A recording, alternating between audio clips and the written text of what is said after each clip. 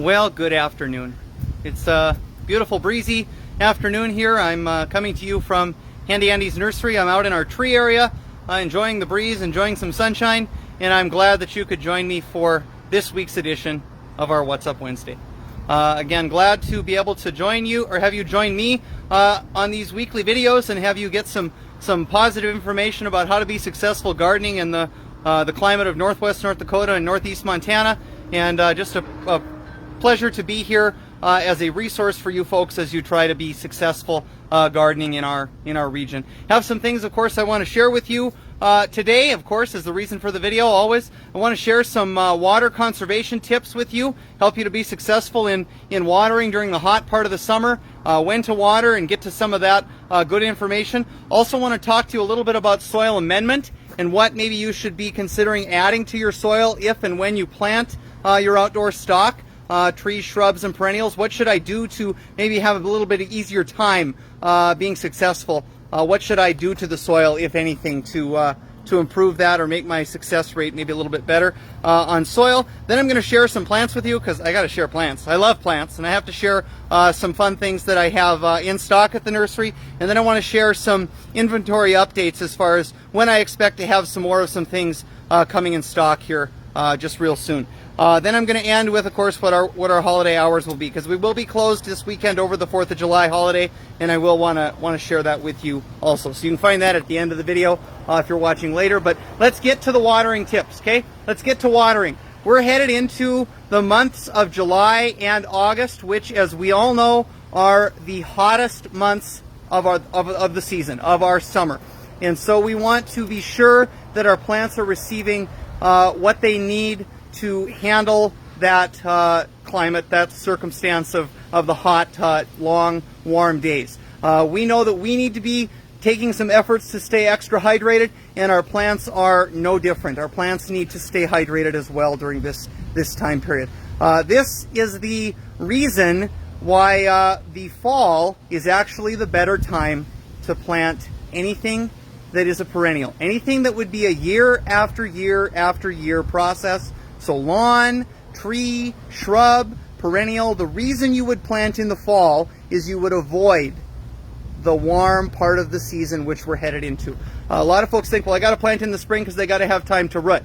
Well, there's some thoughts there, and a lot of that thought has to do with the fact that we tend to be a grain growing kind of a region. We think about agriculture. We think, well, we plant in the spring and we harvest in the fall, and that's true for crops that are annuals.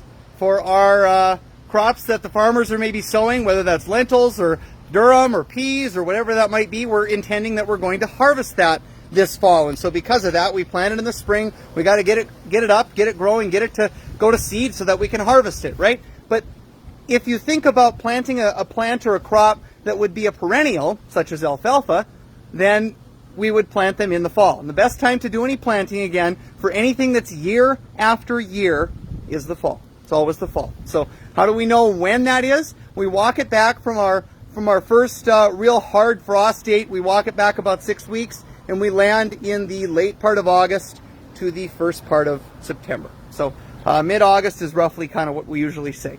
I do want to now get to my watering and talk to you a little bit about that. When should I water?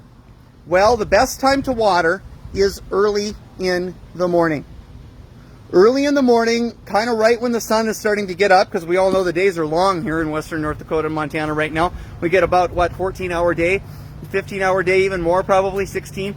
But it's a long day right now, but the early morning water hours are the best time to water. Usually it's not windy, and when I say early morning, I'm talking 3, 4 o'clock. Can be a little earlier if it needs to be. If you need to have that enough time to get your cycle of your irrigation system or something completed by the time it gets to be, say, 10 o'clock. If it takes you that long to get through your cycle, then maybe you want to start as early as 2 or so. But you could split up your cycle too and only run half of the stations one day and then the other half the other day, and then you'd kind of shorten that time. But watering in the early morning is the best time to water. It replicates nature, and nature sometimes knows what it's doing, although it's not always so kind to itself. It was rather mean, as we've talked in some previous videos with regard to spring frost and drought and some of those things that we've dealt with here this season. It's not always nice, but it does have a fair idea of what it's doing, that nature that was designed. But the best time to water is in the morning. We get a good application of water. We get the water that might accumulate on the leaves or anything to dry up before it would have a chance to develop any fungal or other issues like that. And so the best time to water is early morning. We still don't really want to water the leaves. Plants don't need water on their leaves. They absorb water primarily through their root system. It's not that they can't have water on their leaves. It's not that you can't accrue some minor benefit maybe by having the leaves get some water, but you generally don't want water on your leaves. You want it down in the soil being absorbed by the root system. That's usually how plants need their water given to them. They can't absorb the water super well through their leaf or to any great volume through their leaf. They really need it coming through the soil, through the root system. So that's where you should put the water, of course, down in the soil. When you should water, early in the morning is the best time. And of course, how much you should water? Well, when it gets to be this hot time of the year, it just about can be every day. People say, well, how will I know if I'm overwatering? With our circumstances the way they are right now, with as dry of a season as we've had, yes, some areas have received some decent moisture here just lately, but it's pretty difficult, if not impossible, to overwater in our region. I've seen it done. I've seen it done with drip irrigation systems that are running for hours on end, day after day after day, where you have just puddles of water standing, or the plant in the root ball is just sitting in water. Now it's possible. But if you ask yourself, do I ever see puddles on the ground for more than 3 or 4 hours or 5 hours? No, then you're not overwatering. Or if you just don't ever see the water dry up, then you could be overwatering. You could be drowning your plant then. But usually what we run into is we see the edges of leaves. I'm going to flip around, show you this Hot Wings maple, and I'm going to say that the edges of the leaf, no damage on this plant right now, but when the edges of the leaf, where I'm running my fingers, start to turn brown or crispy, or leaves out at the top, way up at the top of the tree, turn brown and crispy and not down lower, that 9 times out of 10 is a circumstance where a tree has wanted for water. It hasn't been able to supply enough water to feed the entire leaf canopy, and so it said, I got to say goodbye to you, or I got to say goodbye to part of you. And that's what it's done. It's sacrificed some leaf material to save the rest of it. So that's an indication actually of not enough water rather than too much. Signs of too much water would be an overall yellowing of all of the leaves, primarily the oldest or the inside leaves on a plant. That's an indication that maybe too much water has been applied, or the plant got too wet. That's a possibility.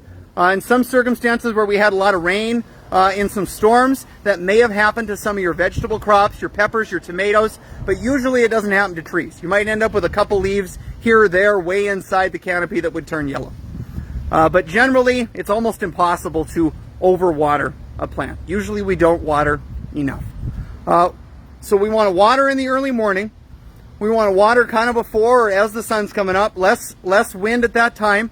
Good opportunity for things to get kind of dried out before, absorbed and dried out before it gets hot. We don't waste water by doing that because we don't have wind blowing it away and we don't have the sun just causing it to evaporate. And evaporation leads me to the next thing that we can do. And I'm going to turn around, flip the camera around again and show you. I have a product here that we sell. This is a shredded cedar mulch. And mulch is a tremendous tool to help stop evaporation. What it does is it creates a barrier. It creates a barrier over the soil and helps to maintain that water in the soil and not allow it to evaporate or fall or get lifted out of the soil by warm air and sun and evaporated away. So mulch will help you with that. I'm just kind of running my hands through this. You'll notice this product is a shredded product. It is a natural cedar mulch. It's all cedar. It's a shredded product. It's a product of Montana, local product. And it is shredded, which means that once you get it to water down and you get it to sit there, it will mat. And when it mats, it will not blow away. So it's not going to be like the nuggeted, chipped stuff like you buy at a box store where you buy that colored mulch that everybody's got to have, except that it's chipped. And when water shows up, that mulch just basically lifts up with, if there's enough water, and just washes away or blows away. This cedar shredded product is not going to do that. It's going to stay there. And it's going to be helpful again to stop evaporation, which is one of the more important parts about watering and making sure that a plant has sufficient water. The next thing that we want to do, moving on from the waters, I want to talk with you a little bit about what should I do with my soil, if anything. And a lot of times I come in to visit with some folks, and we're talking about their tree that they want to buy.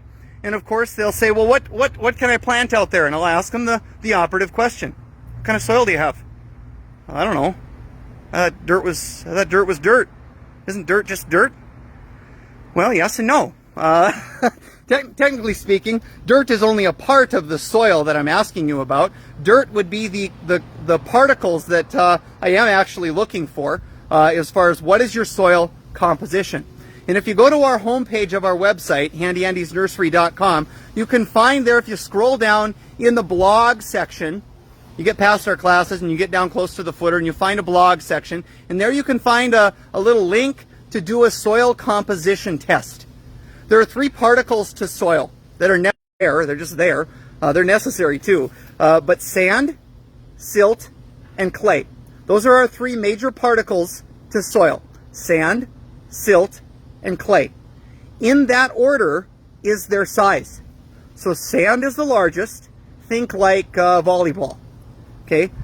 Silt is next. Think like a softball. And clay is last. Think like a golf ball or a marble. That's kind of the relative size difference too. I'm being a little bit extreme with my description, but sand is undoubtedly the largest particle. If you pick up sand, like go to play in your child's sandbox. You pick up sand and it just runs right through your fingers. Silt is kind of next. It's a little bit smaller, and it does hold a little bit of water. Sand holds almost no water. And clay is the last.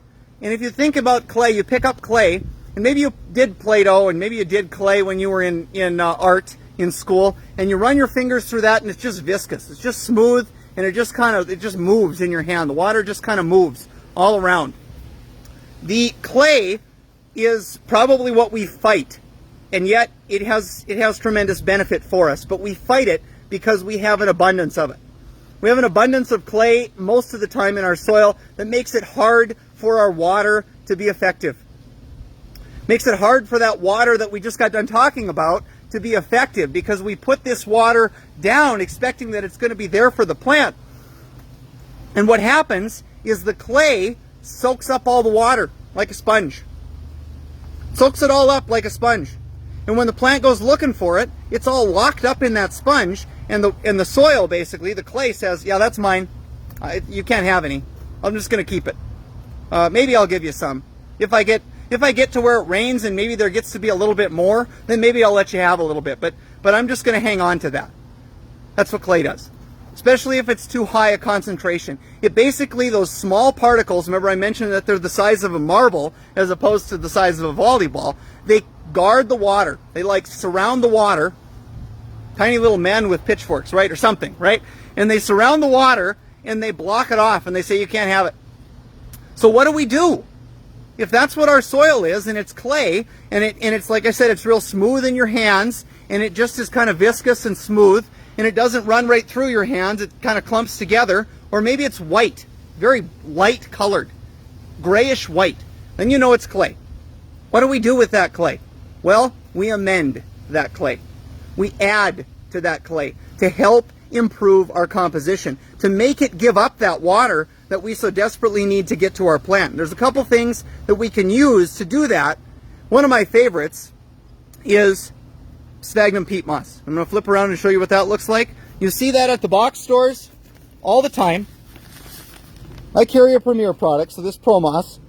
This is a sphagnum peat. Sphagnum peat is generally produced in Canada. A lot of sphagnum peat bogs up in Canada. There are some sphagnum peat bogs over in the eastern part of the state, parts like North Carolina, maybe Virginia. There might be some of that there. But sphagnum peat is made from sphagnum peat bogs.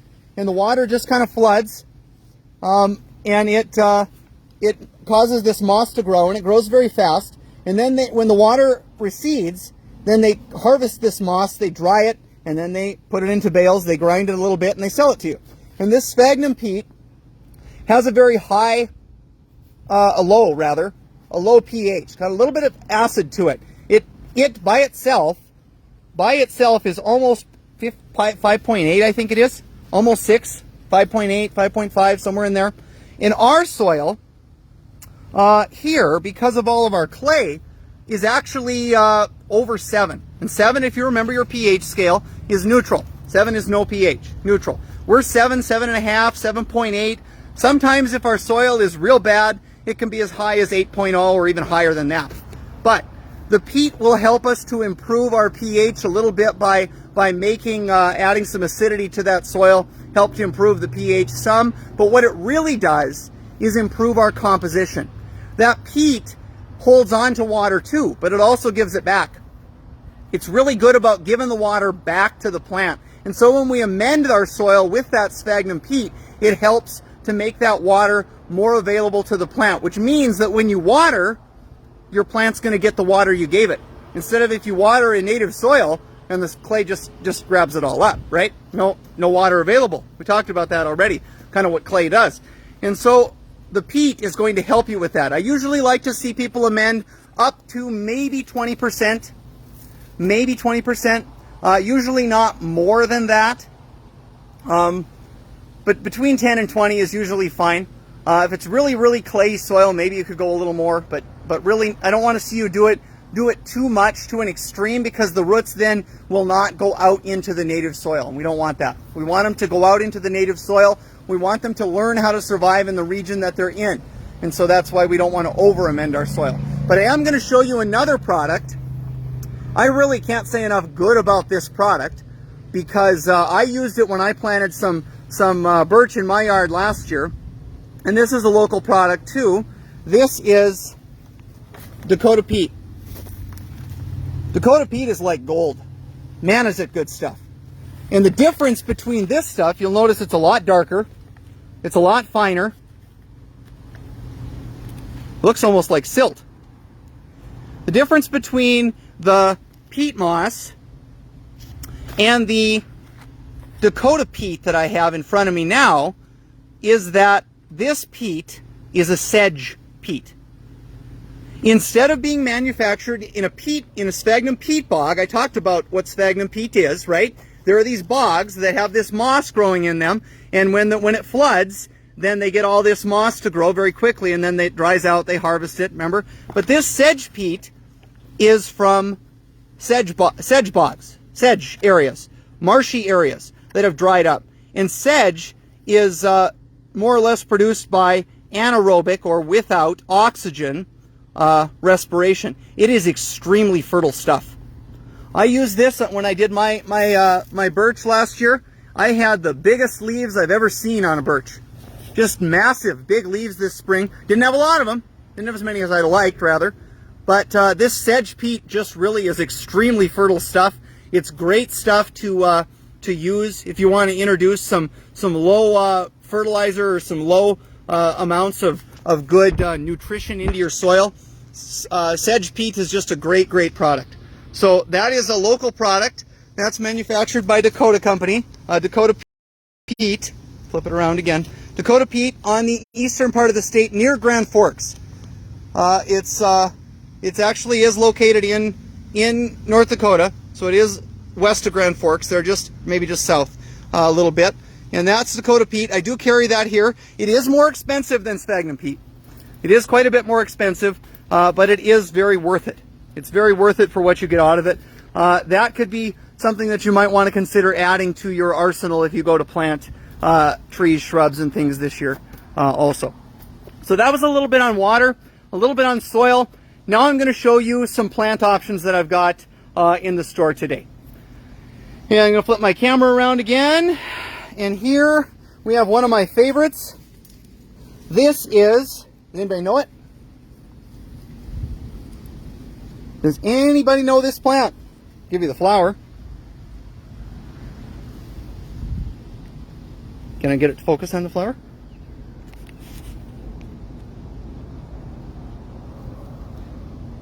This is salvia, perennial salvia.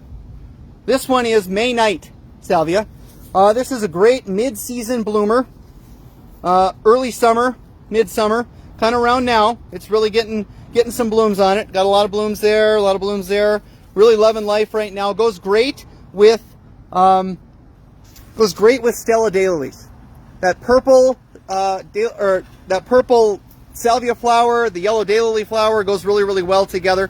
It's a great midsummer bloomer, great for around now. The other one that's really starting to get happy is, of course, this one. Maybe you know that one. Purple coneflower, right? There are some other colors of coneflower. Some folks are starting to get attracted to some of the new varieties of coneflower that there are. And I'll talk a little bit about that, I guess. There are actually getting to be some double bloomed coneflower. Some double bloom coneflower where there is blooms all the way across the top, a little bit like a dahlia, or maybe a zinnia, a little bit more, where there's a lot more to the bloom instead of being so open and daisy-like. Don't know how I necessarily feel about it as far as a pollinator plant. It actually probably takes away more than it helps the pollinators, if that's what you're looking for. But coneflower is a native plant.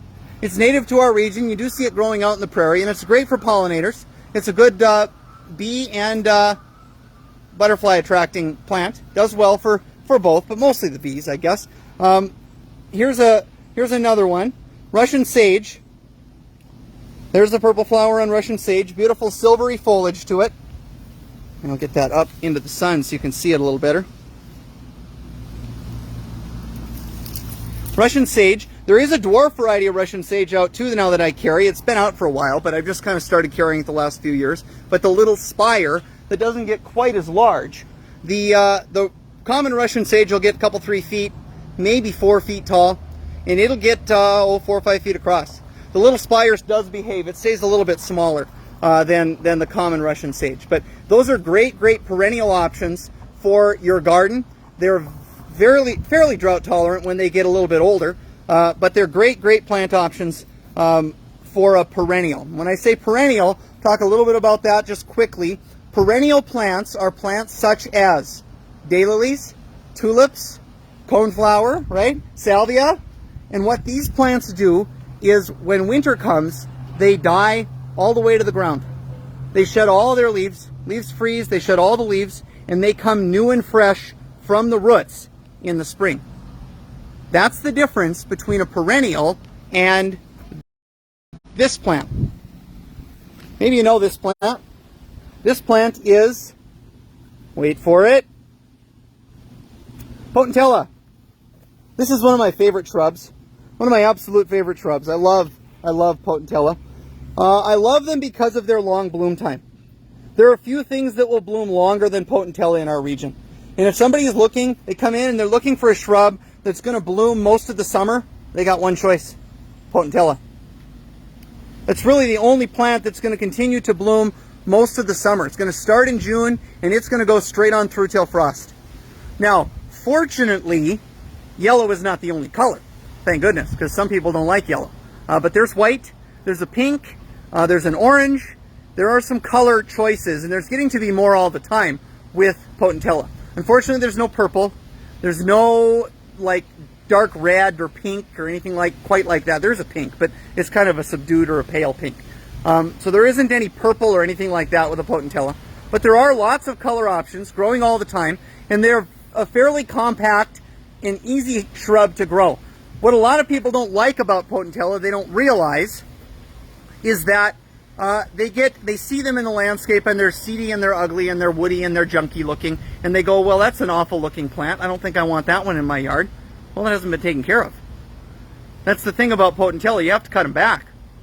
And as a spring or a fall cleanup, doesn't really matter, but I like to probably do it maybe more in the spring. You can do it either time, but I like to kind of gather all those stems up. It's kind of not a very stiff plant. If I try real hard, here I can I can get it all kind of bunched up to where most of it fits in my big hand here. And then just give it a good clean whack with a pair of pruners. And cut all the branches off so it's a nice round mounded shape. And that will help to keep it short and tidy and mounded looking, very attractive, kind of the way you see it now in the pot. One of my favorite shrubs, Potentilla. Next one is another one of my favorites, and I just sing the tunes of these plants all the time, but I just can't say enough good about them. This one is the Anthony Water Spirea. This one going at it now. Most of the spirea you're familiar with are Japonica spirea. They're like Little Princess or Gold Mound or those, and they're Japanese spirea, Spirea japonica, and they tend to flower most of the time in early to mid-June is when they tend to flower. And they're usually done by around the 4th of July, or they're looking kind of spent and haggard around the 4th of July. But the Anthony Water, the Gold Flame Spirea, they're Bemald Spirea. They're a little bit of a different cross with the Japanese and cross with, I forget what their other parent is. But they bloom a little bit later. They bloom closer to the 4th of July. Fairly reliable. This Anthony Water is a dark kind of a fuchsia, not pink, but more fuchsia in color. And it gets up to almost 3 feet. This spirea does. And it does behave. It does listen. If you want it to, you just kind of cut it back. It doesn't run or anything like that. But deer tend to leave this plant alone, so it's a great plant if you've got some deer issues. Hardy zone 3, so cold hardy as all get out. And beautiful fall color. Just absolute beautiful fall color. Molten in tones, reds, oranges. Very beautiful fall color on most spirea. Nice fall color to those. So that's a little bit on shrubs, some shrub options that I've shown you, a couple of them there. Showed you some perennial options. I'm going to show you a couple of tree options, and then I'm going to move on here pretty soon so that you can all get on with your day too. Don't worry, the video will be posted after the fact too if you want to catch the rest of it later. But the tree I want to show you now, we have back in stock, and it is on the City of Williston's approved boulevard list. This is the Hot Wings Maple. I was to Medora this past weekend, and I'm sure a lot of you are either headed that way or have been there already this year. And I found quite a few of these actually growing in the town of Medora. There are some by the playground, and there's some downtown along some of the streets that you walk on. But what you see here is actually the maple seed. And they have bred this plant. They have a red seed to it. And this plant actually hangs on to its seed for most of the summer. Eventually the seed does turn brown, dry up, and it does come down. But not in large big messes like it used to. Or maybe you're familiar with some of the silver maple or some of those varieties where it just comes down in big messes in the middle of the summer. But the Hot Wings Maple, not a large tree, 20 to 25 feet, maybe 30, and about 20 feet across. Nice, good branch tree, great for a small space. I love Hot Wings Maple. Again, they are on the City of Williston's approved boulevard list, but they're a great plant choice. They do have a fall color of kind of a yellowy, orangey kind of a color. Great tree for the region. I'm going to show you another one.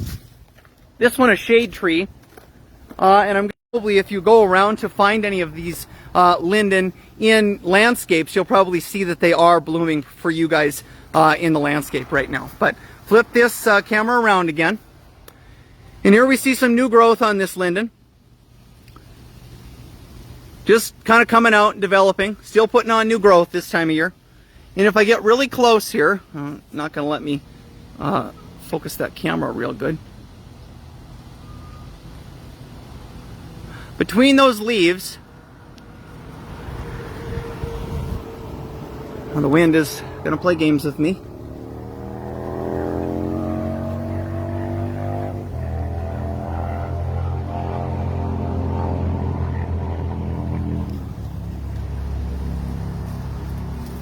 Just give up, right? There. Between those leaves, you can see some flowers. You can see the start of some flower. It's not real showy. It does put on just a tiny single flower, and it does have a kind of a little petal thing that it throws out. But it is fairly fragrant. It does smell kind of good. and it is a great food source for pollinators in the middle of the summer when not a lot of things are blooming. So linden are a great, beautiful tree. They, of course, are not an ornamental tree. They're more of a shade tree. They're going to get pretty good size, usually 50 feet tall, 30 feet across or thereabouts. And they're just a beautiful shade tree for the region. I really love linden. If you don't have a space for them, though, where it won't get consistent water, say a lawn that you plan to irrigate or someplace that's going to receive some routine water kind of fairly often, you're thinking you're going to plant this tree out someplace and more or less not water it or not see that it gets any municipal water, consider a different tree. Linden are not super drought tolerant trees, and they don't belong in an area that doesn't get at least some water some of the time. If it's got an area where there might be a creek or some place where it's going to get some water or will be able to get to some water as it gets older, fine, do that. That's just fine. But they do not handle long periods of drought like we're dealing with right now unless they have some sort of municipal water source that they receive some moisture from. Better tree for a region like that or an area like that would be maybe a hackberry, honey locust, something like that, possibly oak. But those are just a couple of tree options. I do want to get to some inventory options a little bit, some updates on some inventory that I do have coming in again. Well, I was going to show you another tree because I do have more of them coming in. I just have one big one right now, but I was going to show you that, so we'll walk back there as I talk.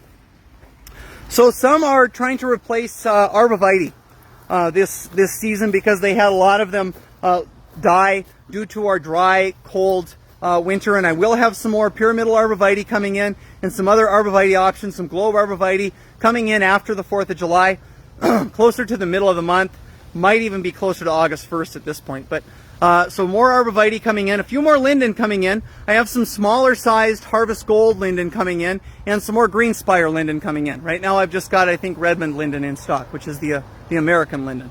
But this one I have coming in stock, hopefully too, in some smaller sizes. I'm going to flip the camera around, show you the tag.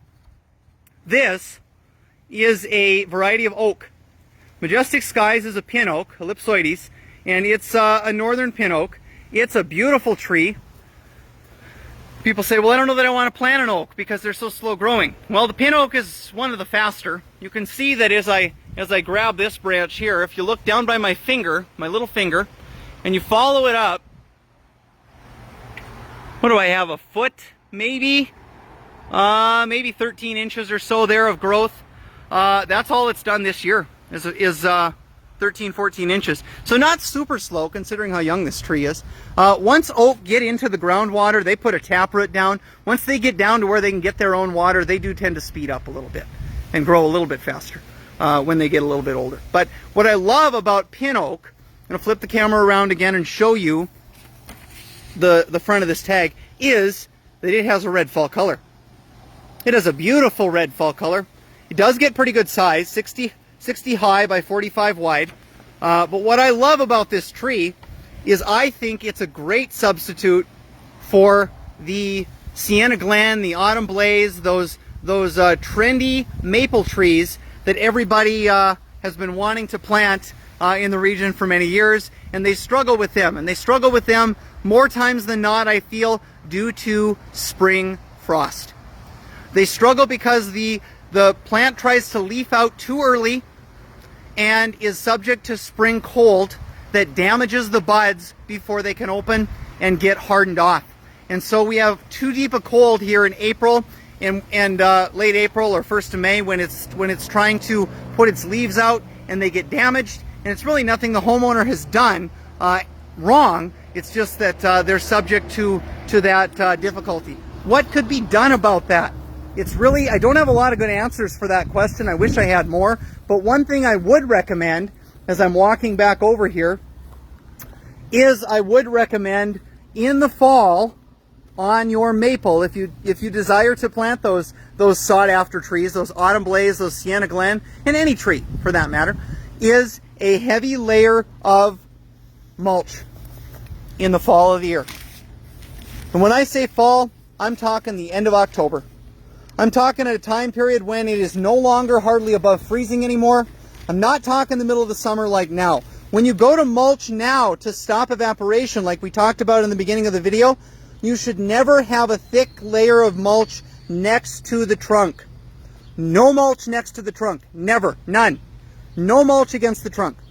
You want the mulch to be thick out away from the trunk, kind of closer to the edge of the pot, and maybe a little bit in, but next to the trunk you want almost no mulch. Almost none. Because you can promote fungal issues, you can promote issues, disease issues, and some other problems by having your mulch accumulated next to the trunk. Why is that? Well, the temperature and the moisture content there of that mulch right next to the trunk is conducive for some fungal issues. But in the winter time, it's too cold. It's too cold for fungal issues. So in the winter time, late October, by all means, pile it up next to the trunk. Pile it a couple feet thick if you want to. Take that mulch, rake it up next to the trunk of the tree. Get it kind of, think about how big that hole was when you planted the tree. And cover that area, cover that root mass with a thick application of mulch. At least 3-4 inches. Go 6, go 8. Why is that? Well, if we cannot rely on snow cover in our climate because we're too dry and too arid, then we need to protect our plant somehow.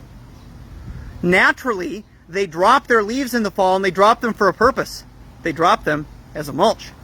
They drop them so that they get protection from the winter. But we want that grass to stay alive, so we rake all our leaves up. We think we're doing the tree a service by cleaning up after it and picking up all those leaves and throwing them away. Well, we've made it difficult for that tree now to survive the winter because we've taken that protection, that little blanket, away from the tree. And so adding, especially to young trees, adding a thick layer of mulch to the area around the tree in the fall is really one of the best ways you can maybe try and keep a tree asleep and help it to make it through the winter well and to make it through late April and be okay come springtime, come May, when we want things to start to wake up. So use your mulch for a soil cover to help stop evaporation. We talked about that at the beginning of the video.